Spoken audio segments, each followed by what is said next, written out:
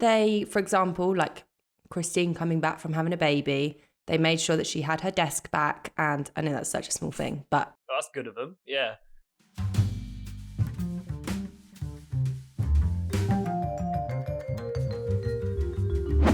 Hello and welcome to Bin It or Binge It, where we watch 3 episodes of a hot topic TV series and decide whether to ultimately bin it off or binge the rest of the series, just so you don't have to. I'm your host, Emily Brewster, and I'm here with my co-host, Simon Harkness. Hello. Hello, how you doing? Yeah, I'm good, thanks, mate. How are you? Yeah, I feel like we're getting into a rhythm with these now. I know. We didn't do an episode that long ago, now we can't stop.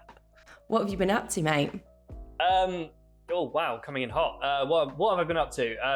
I put together a best of our Who's Most Likely video with the Grand Tour lot on YouTube, so that was fun. And I'm interviewing Benedict Wong for Multiverse of Madness later on today, so that should be fun. Yeah, busy. How about you? Probably not that exciting. Well, I did a documentary, some filming for that yesterday, so that's obviously not out yet, so I don't know if I can speak about it, but it's very vicey kind of vibes. That's all I'll say. I wanted to talk to you about the other sort of vicey type of documentary that you filmed, basically catching sex offenders, which went live last night. Yeah, I mean, not me personally, but yeah, we basically went and spoke to predator hunters that speak to young children online. I feel like this is bringing the tone down, but we went and spoke to them and we went out on a sting with them. So where they go and confront these people and they hand them over to the police. It's a very big operation. It's not what people would think. It's like a professional. We had walkie-talkies. I had a stab vest on. I know. You had a stab vest. That's insane. Did you ever think you'd ever work on a shoot where you'd have to wear a stab vest? That's insane. No. Unsurprisingly, I didn't tell my mum till after it happened. And the thing that I was working on yesterday, I told her about it and she was like, why do you tell me these things? I was like, that's why I tell you after. I respect anyone who literally puts their life on the line to get some content. So well done. Dedication. 1 week it's Jude Law, 1 it's a stab vest. So that's, of course, us warming up those vocal cords, getting into it. But this week we are watching the new series of Selling Sunset. I just love this view. And I just love looking down on people. The little people. Hi, peasants! So if you've never seen Selling Sunset before, and quite frankly, you must have been living under a rock, it's a reality show in which 2 identical twins with shaven heads run a real estate brokerage firm who only employ beautiful women. That sounds about right, doesn't it, Si? It does, yeah. I'm so pleased you brought up the shaven heads. I've never seen such smooth heads. Yeah, really it's like... I'd do that if I met them. Oh, I would love to. That's the only thing I would like to be bald for. Just someone can do that. Although I've got a couple of bald mates and I don't make enough use out of that, so I really should do. Anyway, back to Selling Sunset. So the executive producer of this also created The Hills. Do you remember that? No way! I actually didn't know that. Well, there you go. I loved The Hills, of course I did. I love a bit of trash TV. Clearly, this is why you love Selling Sunset so much. So it's like 5% real estate and 95% of pretty women gossiping. So would you even recommend this show to people who are actually interested in real estate? 100%. No, I actually wouldn't. It would be like recommending Greece to fans of illegal street racing. Okay. Do you know what I mean? There's a tiny slither of it in there, but it's mostly bullshit. However, if you like watching rich, attractive women argue, this is for you. Yeah. Do you think, in all honesty, do you think that's what the appeal is? Yeah, I think Really? it is. I mean, So- people don't come on to watch it like real serious property investors like, I'm going to get some tips. What's the market like out there at the moment? Do you know what I mean? I might go and invest in the OC after this. It's, for me, and I speak for myself and the rest of the nation, it's the drama, number one, aka Christine Quinn, but we'll get onto that in a sec. It's the opulence, and it's that bit of escapism for you to think like, maybe I could do that. I mean, I can guarantee most of the people that watch that, particularly the women, but anyone, probably watched it and thought, do you know what? I'm going to get into real estate. Think of all the money I can make. Did you think that? What do you think makes it? 100%. That's exactly what I thought. I even said to Beth when we were watching it, I was like, well, I can see myself doing that. I even said to her, this looks like the easiest job in the world. All you do is sell houses, which aren't difficult to sell, and you get like $250,000 commission. It looks like the easiest job in the world. I mean, it's almost as easy as sitting there and talking to celebrities all the time. Can you imagine if I got $250,000 commission just for talking to Benedict Wong? That would be amazing. I have to say though, I saw something, source unknown, where they don't actually get, so you know the commission that comes up on screen? I don't think they actually get that, because it gets split between the person that finds the seller, which is obviously sometimes them, or has the house, and then it gets split between the brokerage and them. So I think they get like 5%, and then that gets split. Don't get me wrong, it's still a lot of money. But as far as I know, they don't get all of that money. No, that's bullshit. They sold it. Like, no, I'm against that. I'm a greedy capitalist, clearly. You need to speak to the Bold twins about that then. Also known as the Oppenheims. Yeah. So, I've actually got a little treat for you. What? I know. Is it food? It's not. Have you sent something to me? It's an Oppenheim package. Love that. I actually know someone with a connection to the show. Is it Christine Quinn? I don't have Christine Quinn, but I've got the next best thing. She's our first guest on Bin It or Binge It. She is a very, very funny Twitter person that I know, and she's also an excellent journalist. Sophie Thompson, you're joining us on Bin It or Binge It. Thank you so much. How are you, mate? Woohoo! Thank you for having me. I wouldn't say that I'm the next best thing, though. I'd go like 10th. I say you're better. 100%. Yeah, you don't have the arrogance of Christine, so immediately in my mind you're better. How are you, mate? Thank you so much for coming on. This is lovely. Yeah, I'm great. Thank you for having me. No worries at all. So for people who don't know, who are you? What do you do? And then let's talk about Christine Quinn, because I've got so many questions. Yeah, so I am a journalist, but I think probably more people know me better for just kind of chatting absolute crap on the internet 24/7. So I guess it would be good for everyone to kind of put a face to a name. Yeah.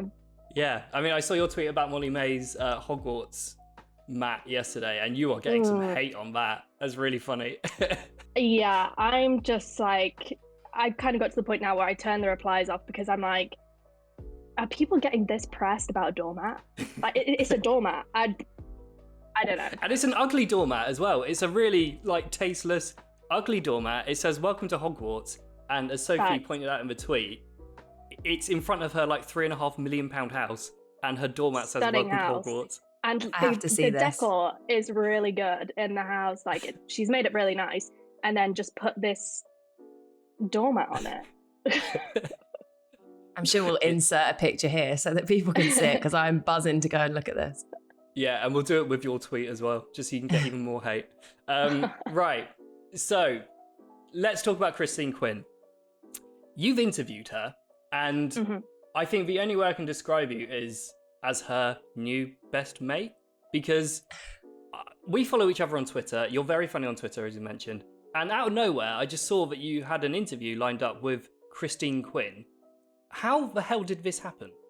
So my toxic trait is now calling us best friends. I think best friends is a bit of a stretch, but we're working on it. But I have this really bad habit of, anytime I have a drink, I'm everyone's biggest hype woman on Instagram.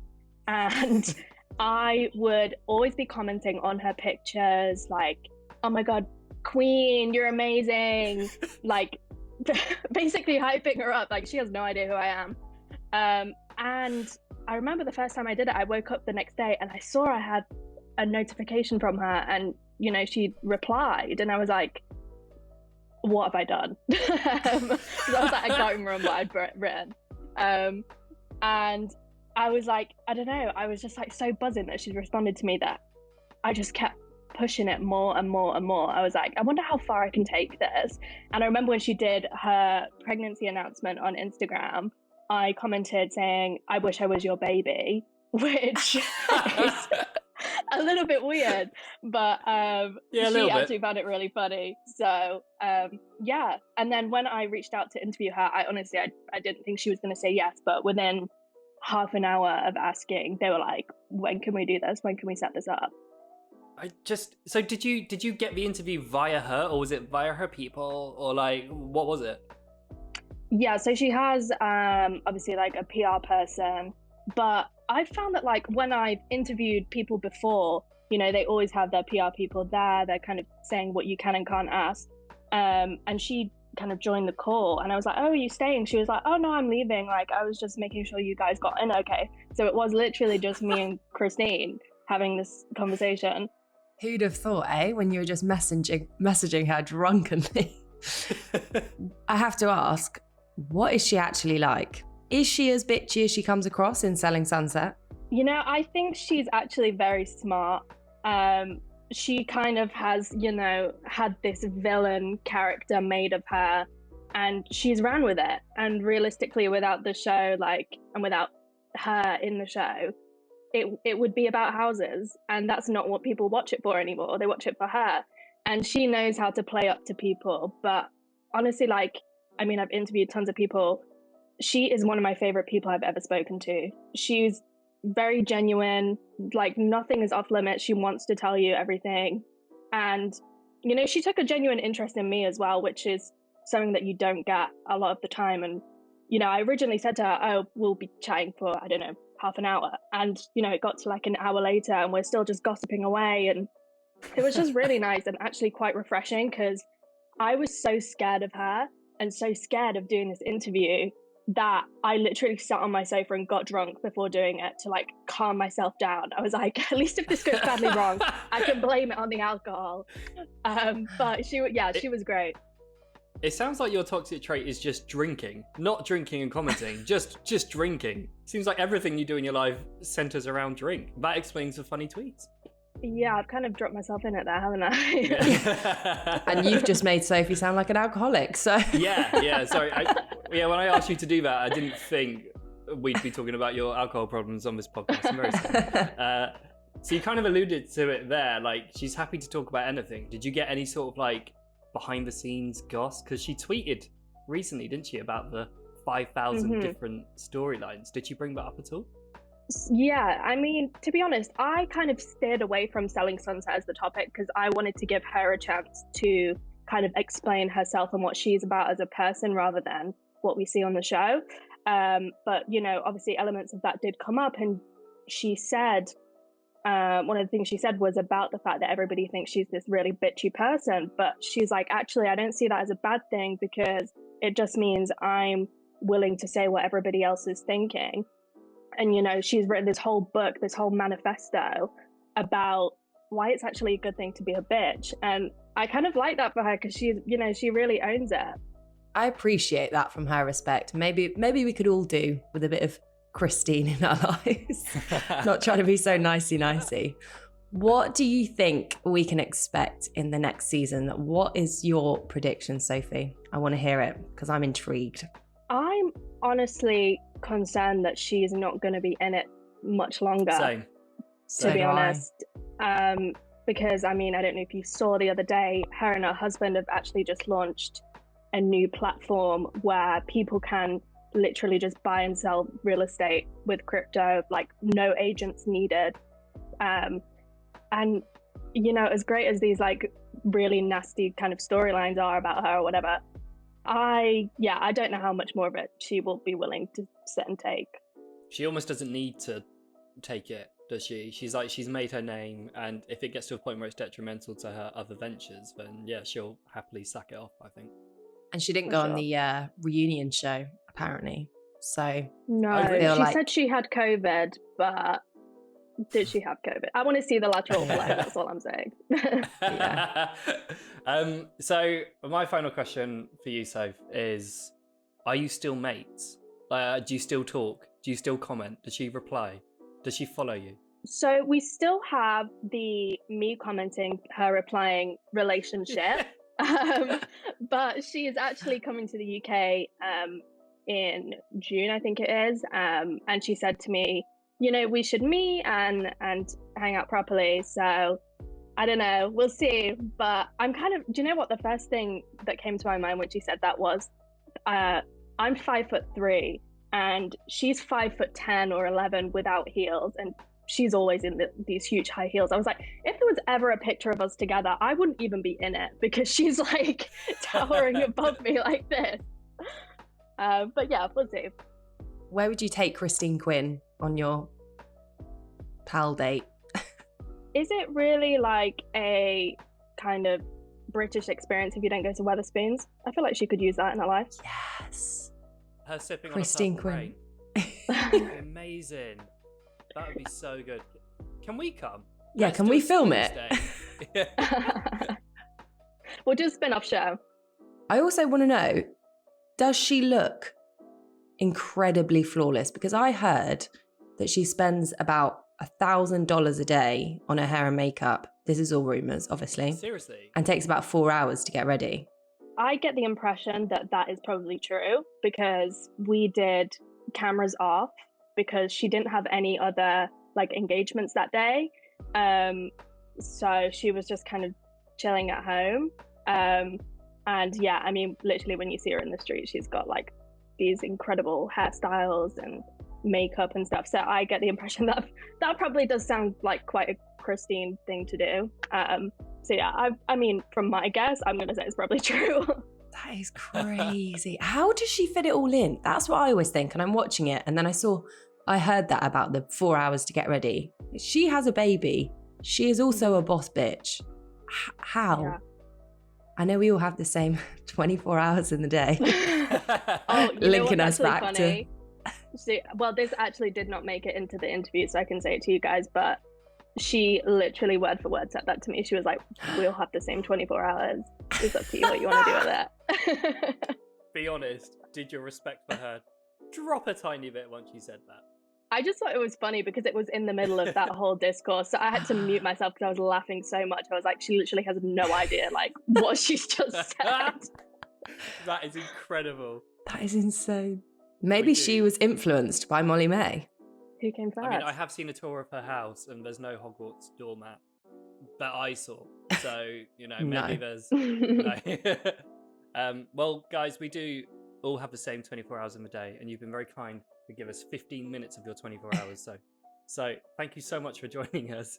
This has honestly been such an incredible insight. So thank you very much. Thank you. If she's losing clients, we have to take that into consideration when we're looking at who's going to stay at the brokerage.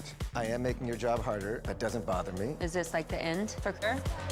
That was so good to have our very first guest on Bin It or Binge It. What a surprise, Si. I feel like I need to repay the favour. I need to think about what connections I have. Maybe Jude Law? Maybe get Jude Law. Oh my God. Yes. My new mate. Absolutely. Get Jude Law on. And I think we really need to start upping our game. The people we interview, we drunk comment on their tweets and on their Instagram posts. I have started replying to people. So like Ben Schwartz did when we interviewed him for Sonic, he was talking about the press day. And so I just threw in a tweet on the response and like, oh, it was so great talking to you both. He made a joke about saying hello to my nephew and James Marsden didn't. So I brought that up in thinking, oh, okay, might get a tweet, might get a reply, might get a like, might even get a follow. I got nothing. But I said, Might I'm get a going to keep on friendship. trying it. I could be friends with Jean-Ralphio. Oh, yeah. But no, you didn't. But it's fine. I did once. And I'm telling you this because it's the anniversary yesterday. So the first time I interviewed Seth Rogen, I bought him an ashtray. And Yeah, that was creepy. it was a bit creepy, yeah. he took it very well. But it's because he he collects ashtrays, so I thought, I'm going to buy him an ashtray. Yeah. Took it really well. And then I tweeted him saying, like, I loved meeting one of my heroes. Hope you enjoy the ashtray. Hope you like it. And he replied to me, and he was like, I do. Thanks. So yeah, that was quite a good impression. Thank you. That's also my Seth Rogen laugh. Yeah. So maybe that is the way forward. Maybe we should do that. We need to create a montage at the end of the podcast series, just of your questionable impressions. But that one was quite good. So you mentioned your pal and your best mate, Jude Law, and obviously speaking of beautiful, rugged men, I have to ask you, what would you think if it was revealed that I had a twin brother with the same hair as me, and we started a business where we only hired beautiful women? What would your response be to that? I mean, first of all, no one can have your hair, right? The infamous Simon do. I don't think that's possible, even for an identical twin. But first of all, I'm not sure your girlfriend would approve. True. But I'd be surprised. You don't come across as a Jason or Brett. Yeah. I don't think you're about that. I think it would be weird, right? all open. None of this based on looks thing. Yeah. But who knows? You are a bit of a dark horse, so who knows? Dark horse. I'll be honest, I don't think my girlfriend would even like me asking this question. But yeah. Sorry, Beth. Sorry, darling. Yeah, I just think the whole setup's a bit weird. Like, there's no men at that company. I was saying to Beth when we were watching it, I was like, do they only hire women? And she was like, yeah. Or maybe they hire men, but they're just not good enough for selling Sunset. So I actually think, do you remember in the end of the last season, I think I'm getting this right, at the end of the last season, they kind of introduced them to the other office, the OC office. No? I don't remember. Is it? Anyway, they did. And I'm pretty sure there were guys working there. But they haven't really had any airtime in this. But what I want to know is, yeah, no one cares about them. Would you like to work there? If it wasn't just beautiful women, of course. If they offered you a job at the Oppenheim group, do you think you could see yourself there? Do you know what? I think I'm very personable. I think I'm good at talking to people. Producer James's face. I'm not interviewing you, by the way. You don't know.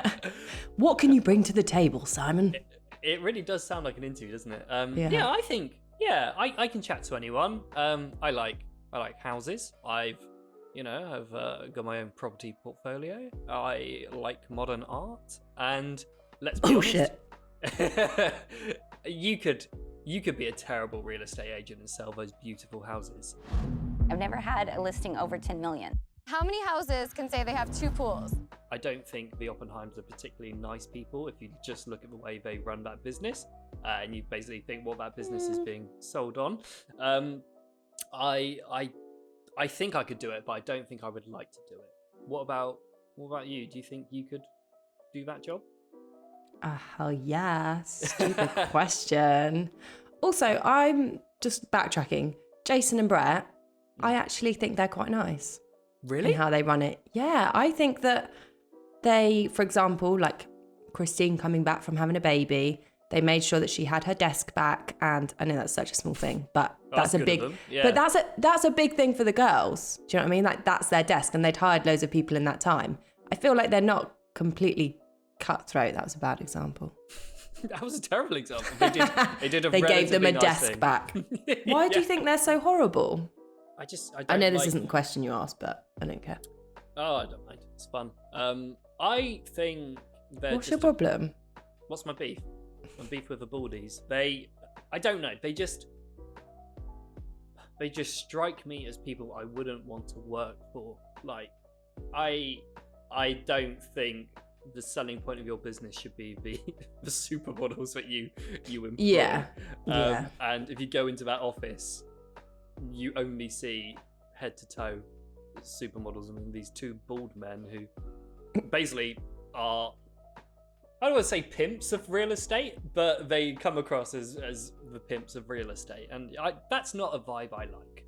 Yeah, I do get in terms of the hiring of who they hire and stuff.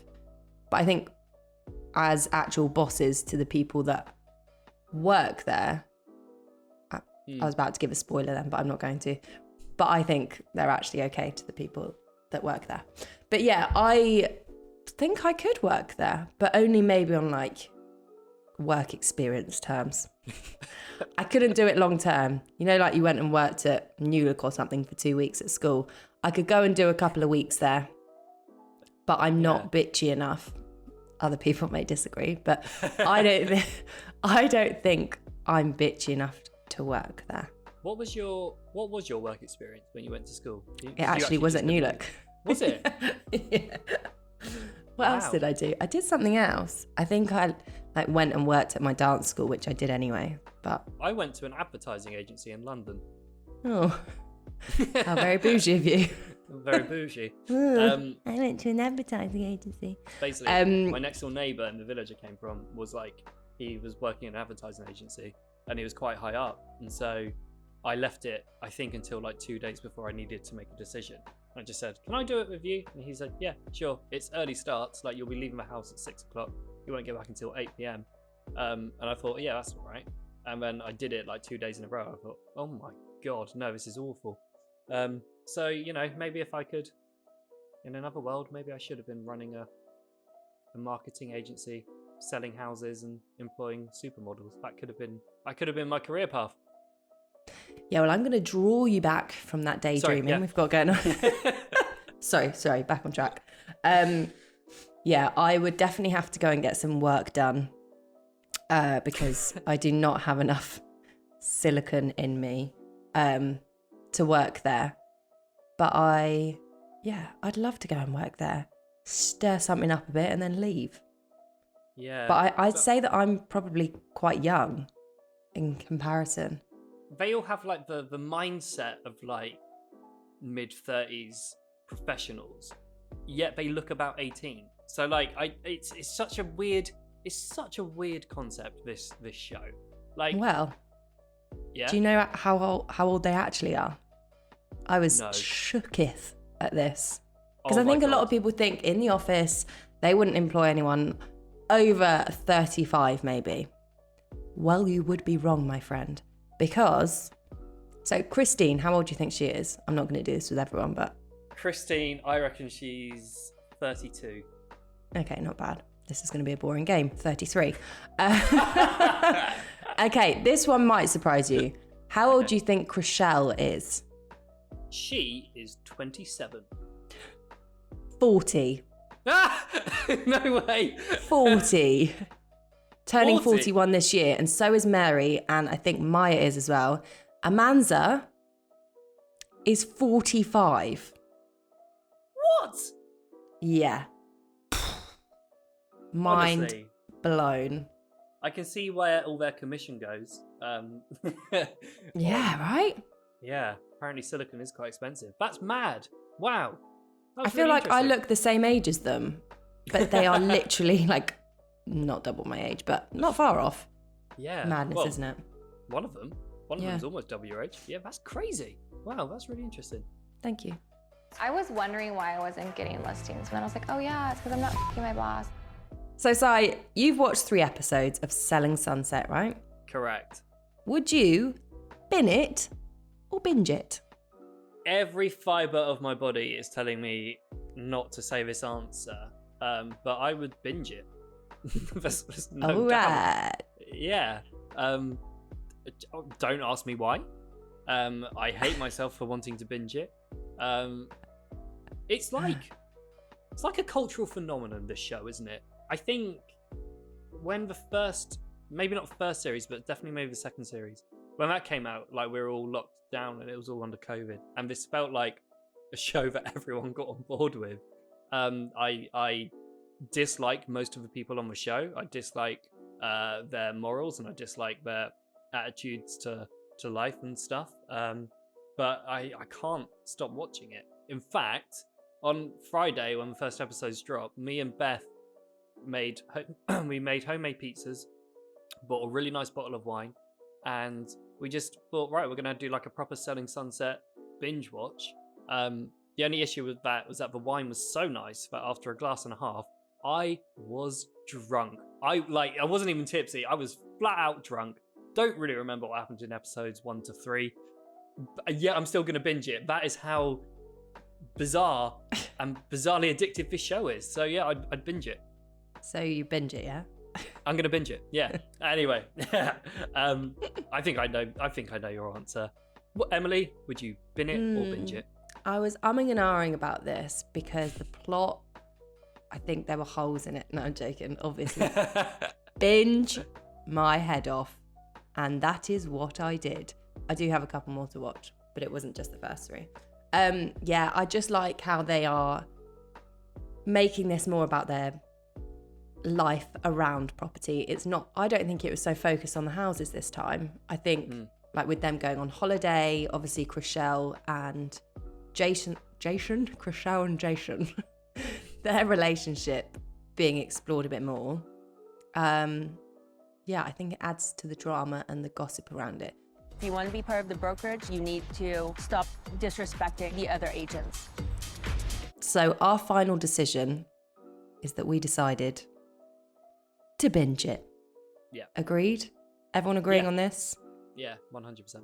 I can't imagine that people disagree in the comments, but we are open to your opinions sometimes. Do you think people are going to agree with us? I think so. Yeah, it's one of the biggest shows in the world, isn't it? Yeah, it'd be interesting to know whether people feel that moving the storyline away from like showing off the houses and focusing more on the relationships would be is welcome, and whether people actually like it. I'm not in that camp, but you know, if people are, then great, and let us know. And also, what's the next season going to be like if Christine isn't in it? Duh, duh, duh. Yeah, it was interesting what Soph said, wasn't it? She doesn't think she's going to be in it. Yeah, I think obviously it will lose so much of the drama. But from her point of view, you can understand why. If she's got so many different ventures going on, a show like this could be seen as being detrimental. We want the drama, though. You want the drama. I want the nice houses. Right. Well, I think that's it then. We've had our very first guest on the podcast, and it was very exciting. And all that's left to say is thanks for watching. We'll see you next time. Thank you so much. Yeah, that was really good fun. Lovely to see you. And can't wait for the next one. Goodbye. Bye.